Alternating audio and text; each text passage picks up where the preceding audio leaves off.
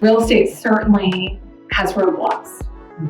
To piggyback on what Kim said, what roadblocks did you encounter, and how did you find ways to push through? I think I started in the beginning of 2004, didn't know anything, and didn't realize that short sales and foreclosures weren't a common occurrence.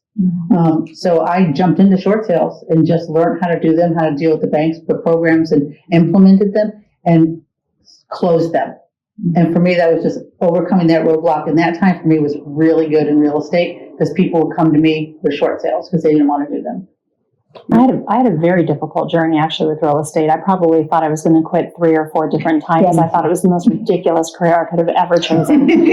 Questioned myself every day because it just was so hard to get started, especially we moved to the area. I didn't have any kind of sphere other than my parents at the time. And it just was moving so slowly. And I got sick to death of doing open houses. And because everybody kept saying, that's how you grow your business. That's how you do it. But sticking with it and just pushing through, because I thought there's so many agents out there. If they can do it, I can do it. And I just kept persevering, I guess, until finally when things started taking off on their own and people were calling me to do business. And I thought, okay, now this is, you start having fun at some given point there. But it was a very difficult road, very difficult initially. I would say for myself, so before I was in real estate, I was in more of a science field. And I was a self-confessed geek. And I always considered myself more of an introvert. And so when I decided to get into sales, I thought, oh my God, I don't want anyone to know that. It's like the secret that I had. But it was like, seriously, don't let them know. Like, don't show your colors.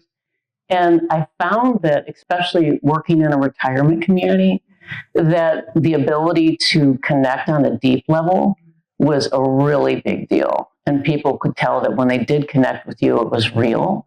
And so that actually became a real asset for me. I'd say my biggest roadblock was starting at a brokerage that didn't have a culture of collaboration, and no one wanted to help me. So I had to figure everything out on my own. And so I think that has played a big role in how to manage my office. I would say that being able to have the difficult conversations with sellers and buyers, sometimes we have to do that. Sellers often think that they have the best property ever.